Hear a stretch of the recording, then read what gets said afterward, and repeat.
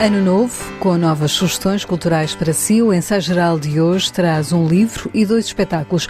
Um deles, em jeito de stand-up comedy, marca o regresso do ex-secretário de Estado da Cultura e guionista Nuno Artur Silva ao palco.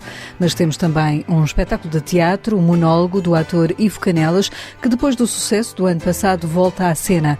Mais à frente, as sugestões de Guilherme de Oliveira Martins e um livro para ler de uma escritora colombiana premiada que fala de maternidade. Seja bem-vindo ao Ensaio Geral em 2023.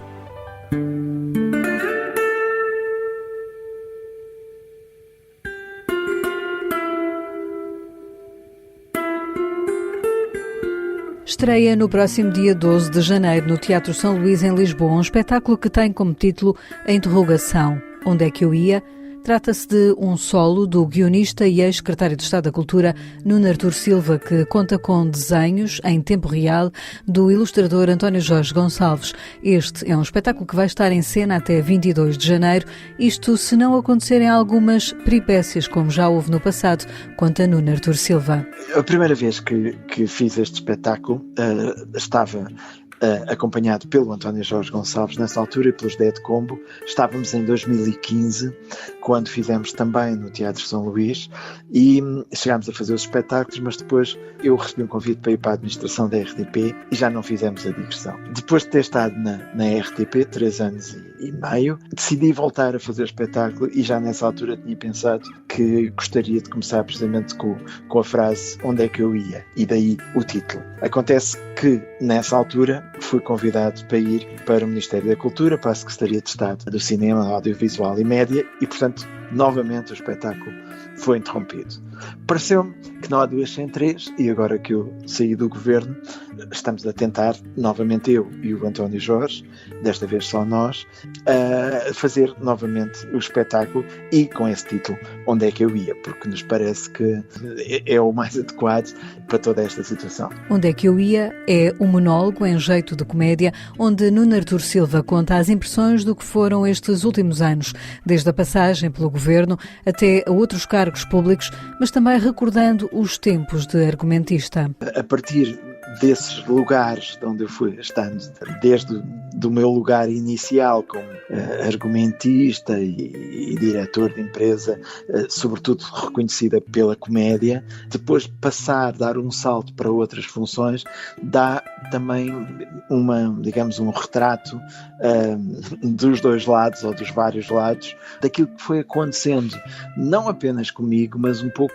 ao mundo à nossa volta nos últimos tempos, e portanto pareceu-me que podia ser um ponto de partida interessante a partir destes postos de observação e do bloco de notas que eu levo sempre, eu vou tomando notas, ir falando sobre tudo o que foi acontecendo às nossas vidas nos últimos tempos, quer dizer, a pandemia, claro que sim, mas não só, tudo o que é o mundo atual, as redes, as comunicações, a indústria dos conteúdos, a cultura, o mundo da cultura, o mundo da política, a sociedade, como mudou e como está a mudar, e portanto, a partir deste registro próximo da stand-up comedy, mas sem me identificar diretamente como um comediante, em certo sentido é quase às vezes como se fosse uma espécie de conversa ou conferência ilustrada pelo Jorge, que vai fazendo um contraponto em relação ao que eu vou dizendo com os desenhos dele. O ilustrador António Jorge Gonçalves irá assim criar o cenário em tempo real para este espetáculo, à medida que Nuno Artur Silva vai desfiando as suas histórias. Eu vejo-me muito neste espetáculo como um Sancho Panza, não é? O Nuno vai investir contra os seus moinhos de vento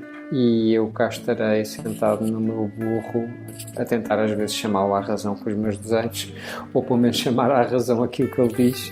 Então é um bocadinho isso, eu sou um fiel escudeiro que vai estar a ouvir, que vai estar a sintonizar e que também vai estar a pôr em desenhos e em espécie de diagramas emocionais a maneira em que eu entendo aquilo de que o Nuno vai estar a falar. Onde é que eu ia?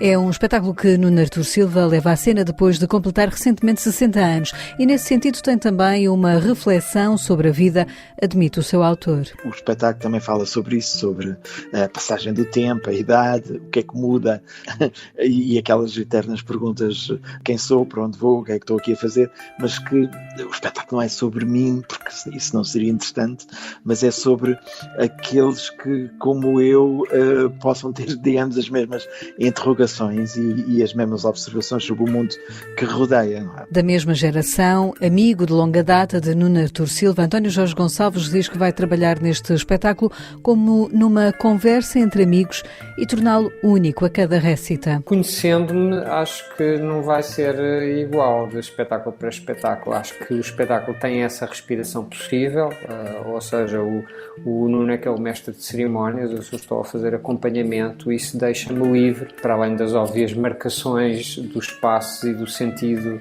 dos vários momentos do espetáculo, mas eu acho que deixa-me bastante aberto para eu poder ir divergindo ou interpretando de maneira diferente de noite para noite. De resto, eu vejo isto também muito como uma conversa, quer dizer, não só a conversa que o Nuno vai ter com o público, mas também a conversa que eu posso entabular com ele através dos desenhos. Aí tenho a vantagem de nós termos uma amizade longa por trás, portanto eu acho que estarei à vontade para poder ir fazendo variar as minhas respostas e as minhas maneiras de sentir aquilo que ele vai dizendo. Nuno Artur Silva criou a empresa Produções Fictícias que faz, entre outras coisas, o jornal satírico Inimigo Público. Talvez por isso admite que terá sempre um olhar marcado pelo humor, mesmo quando fala de política. O ponto de partida é sempre escolar o lado cómico disto. E há sempre um lado cómico, mesmo nos momentos mais dramáticos ou nos momentos mais, digamos, importantes, há sempre uma maneira de desmontar e de olhar. E aquilo que eu eventualmente possa trazer é esse olhar visto com os vários chapéus que eu fui tendo e o que é que foi mudando nesse olhar, se foi mudando e a proximidade em relação a certas coisas também que esta oportunidade que eu tive me deu também, que é muito engraçado porque durante anos estive na posição de quem olha e de quem faz humor para os políticos e para os outros políticos e agora estar do lado de lá não me impede também de poder ter um olhar humorístico não só sobre o que me rodeava, mas também sobre o outro lado, ou seja, olhar do lado dos políticos para o lado de cá e também para os cómicos, por exemplo. Quem foi sempre um espectador destas diferentes vidas de Nuno Artur Silva foi o ilustrador António Jorge Gonçalves. Começou com o trabalho, isso é um pouco Isso é um privilégio muitas vezes das profissões artísticas quando nós estamos envolvidos em cocriações e em colaborações e muitas vezes nós começamos por conhecer-nos pelo trabalho antes de nos conhecermos de outras formas e o trabalho artístico é assim uma espécie de ficha direta, de acesso direto a coisas profundas, aos desejos, às frustrações, ao que nos anima ou que nos entristece. Então é muito isso, a nossa colaboração também ela já se declinou de formas diferentes, começou pelas peças do Nuno, depois passou pelos livros de banda desenhada, que foi um processo muito intenso, e depois também se inaugurou nos espetáculos. Então, tanto ele tem vivido em colaboração ou simplesmente como espectador as várias coisas que eu tenho feito, como eu também tenho vivido essas várias versões do Nuno ao longo dos anos. Eu acho que isso na amizade é sempre aquele aspecto mais forte, é nós sermos testemunhos de diversas fases uns dos outros, não é?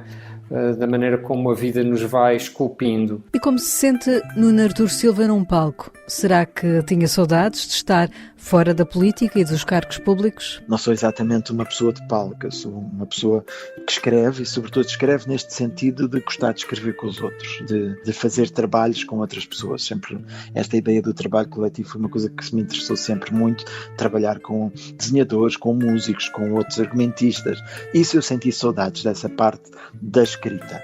A performance, digamos que é um prolongamento dessa atividade da escrita. Eu sempre tive esta ideia de que a política, para mim, era sempre a participação naquilo que possa ter interesse público, a participação no coletivo. Esta ideia de separar as pessoas dos políticos é sempre uma má ideia. A política é feita, sim, de políticos profissionais, aqueles que dedicam a sua vida toda à política, mas deve ser feita também daqueles que têm as suas atividades nas diferentes áreas e também, quando são convidados, também têm a oportunidade de fazer política temporariamente. E era nesse grupo que eu me incluía. Eu acho que a política fica enriquecida com a combinação destes dois tipos de políticos, digamos, os que são mais profissionais da política e aqueles que sabem que vão exercer essa função temporariamente, como era o meu caso. Onde é que eu ia vai estar em cena na Sala Mário Viegas, no Teatro São Luís, em Lisboa, de 12 a 22 de janeiro, de quarta a sábado às 7h30 da tarde, ao domingo às 4h.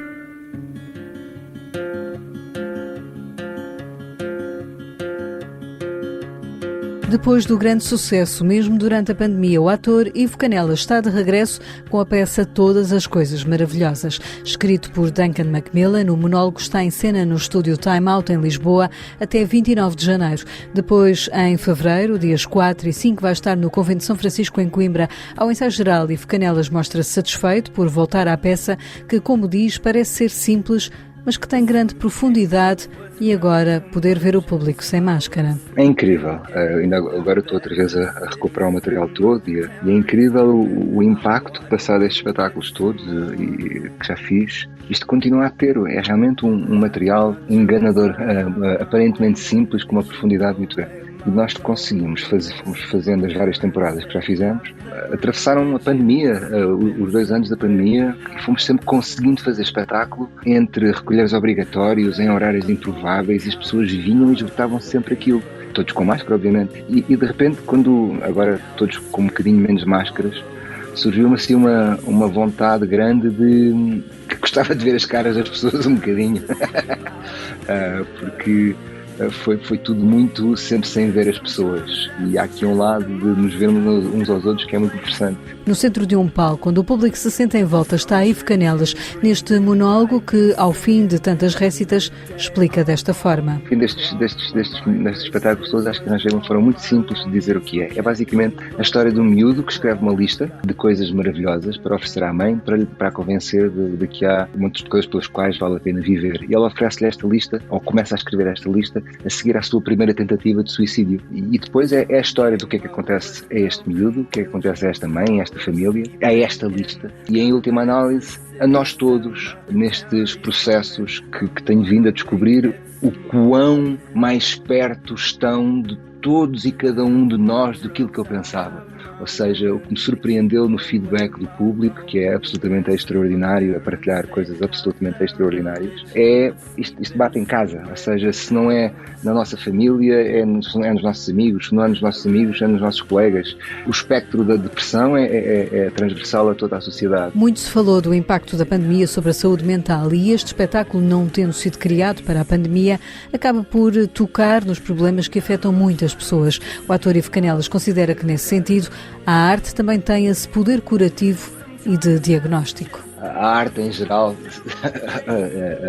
é nestes momentos em que revela realmente toda a sua importância e todo o impacto que tem em nós todos. Este projeto, em particular, pela sua especificidade, ainda mais. O que eu acho que esta pandemia trouxe, a pandemia não trouxe nada, quer dizer, a pandemia revelou, ou seja, como de repente não podia ser mais business as usual, a malta parou, e ao pararmos, pensamos um bocadinho e fazemos assim um check-up a nós próprios ao espelho, e temos, como o próprio personagem diz, eu não estou bem, mas eu não acho que a pandemia agudizou isso. Bom, para alguns provocou, mas para a maior parte agudizou e, acima de tudo, revelou, porque a forma como provavelmente estamos todos, ou não sei, ou muitos de nós, a viver, a tentar viver ou conseguir viver, não só é profundamente desafiante, independentemente da estrutura social e económica de cada um, mas a própria estrutura do seio da sociedade, a forma como a estamos a viver, nós todos sentimos, se calhar no escuro da almofada,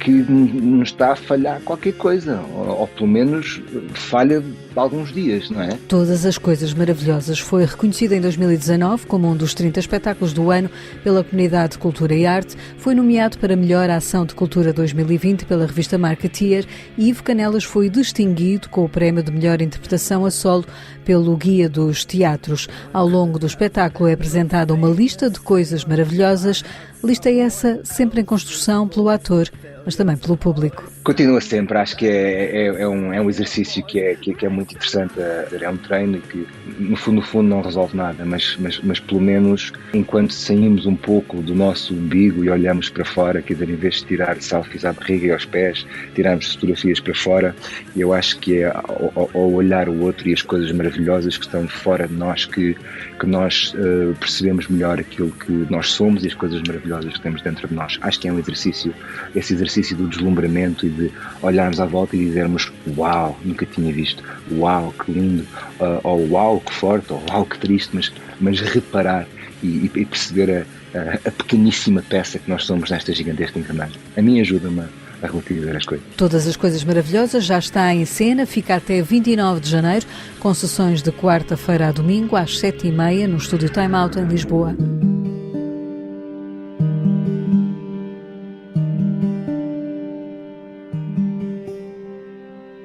Este é um livro sobre a maternidade. Venceu o prémio Alfaguara de romance em 2021. Os Abismos, da escritora colombiana Pilar Quintana. Na gênese desta obra está uma memória de infância que marcou a autora. Eu creio que este livro começou a escrever-se quando eu tinha 7 anos. Creio que este livro começou a ser escrito quando eu tinha 7 anos, mas só o escrevi 40 anos depois. Naquela altura vivia nas montanhas de Cali e todas as manhãs tínhamos de descer à cidade por uma estrada estreita, cheia de curvas e com uns abismos terríveis. À tarde voltávamos a subir por essa mesma estrada para chegar a casa. Era uma estrada que de repente poderia ficar cheia de nevoeiro, uma estrada muito assustadora, à qual todas as crianças de Cali tinham medo. Crescemos a subir essa estrada todos enjoados, a vomitar, porque tinha muitas curvas. Uma vez, quando estávamos nessa estrada, a minha mãe disse-me que ali tinha desaparecido a mãe de uma amiga dela. Acho que essa história da mulher desaparecida naquela estrada, a quem a sociedade desse tempo dizia que tinha fugido com outro homem, não era uma mulher desaparecida, mas uma má mulher e uma má mãe que teria abandonado os filhos. Essa história povoou os meus pesadelos de criança.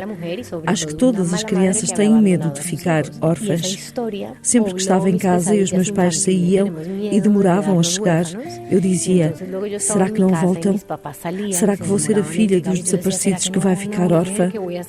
Então, 40 anos depois de ouvir essa história, tive de escrever um livro para superar esses medos de infância. Tuve que escrever um livro para conjurar esses medos da infância. Pilar Quintana é também autora de outro livro traduzido para português que também trata a maternidade, intitulado A Cadela, que saiu em 2021 pela Dom Quixote. Ao ensaio geral, a autora, que já foi finalista do National Book Award, explica como ser mãe lhe ajudou também a escrever Os Abismos. Quando eu estava escrevendo, tinha um filho pequeno. Quando estava a escrever o livro, tinha um filho pequeno de 3 anos que pensava que as palavras mulher e mãe eram sinónimos. E eu, feminista, fiquei escandalizada e dizia-lhe: não, uma mulher pode não ser mãe. E mãe e mulher não são sinónimos.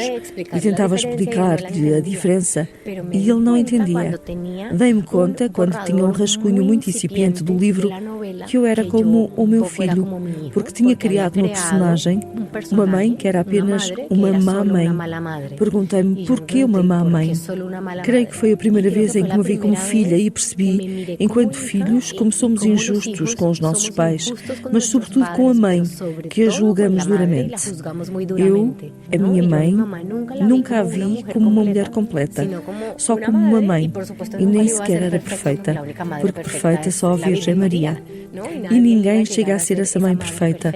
Acho que este livro permitiu-me analisar a geração das mulheres que cresceram com a minha mãe, as minhas tias, as avós, as mães das minhas amigas.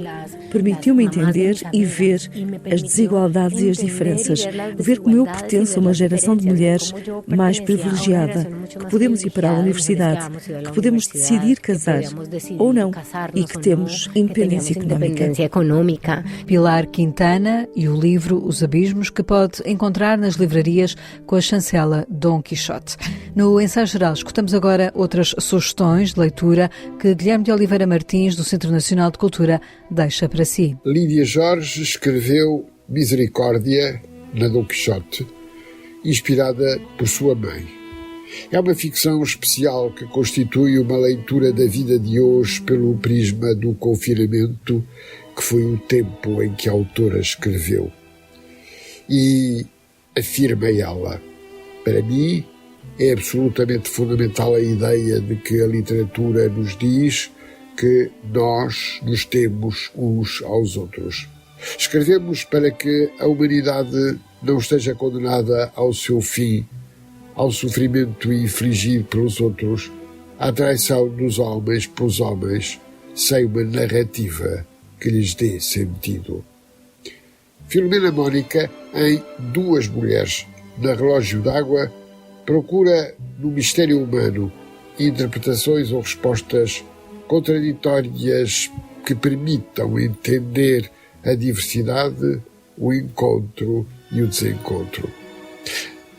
Nas obras completas de Maria Undina Braga, na Imprensa Nacional, acaba de ser publicada a obra Autobiografias Ficcionais, Estátua de Sal, Passagem do Cabo, Vidas Vencidas. Uma escritora, então na maturidade, que nos lega uma obra fundamental.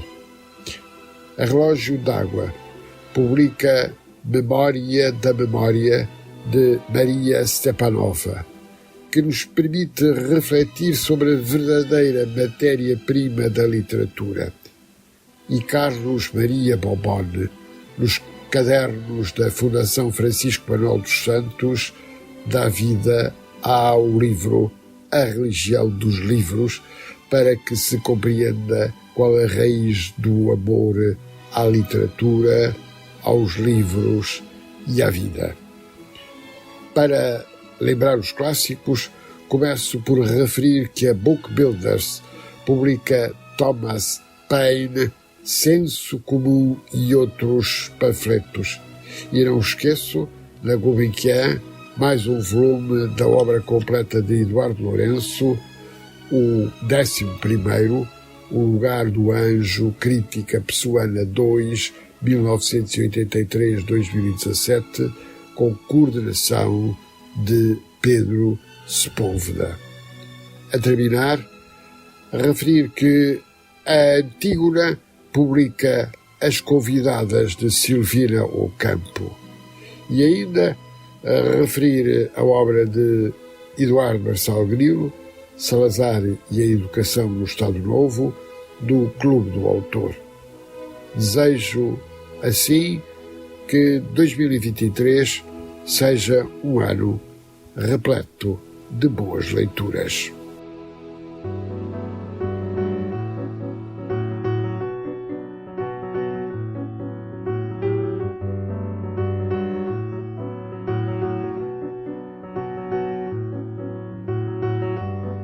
Os Dedos que Tocam Assim pertencem a João Barreto. Quando gravou esta música tinha apenas 16 anos. Agora tem pouco mais, tem 17 e lançou esta semana o disco The Lonely Tree. Este é o primeiro álbum deste pianista e compositor. Teve produção de Pablo Lapidusas. Foi gravado no Centro Musibérica, editado pela Respirar de Ouvido. O disco já está disponível nas plataformas digitais e de streaming. É com o som deste universo de jazz, marcado pela frescura de João Barreto, que fechamos o ensaio geral de hoje, que teve sonorização de José Luís Moreira. Voltamos de hoje a 8 dias com novas sugestões culturais para si. Até lá, boa noite e bom fim de semana.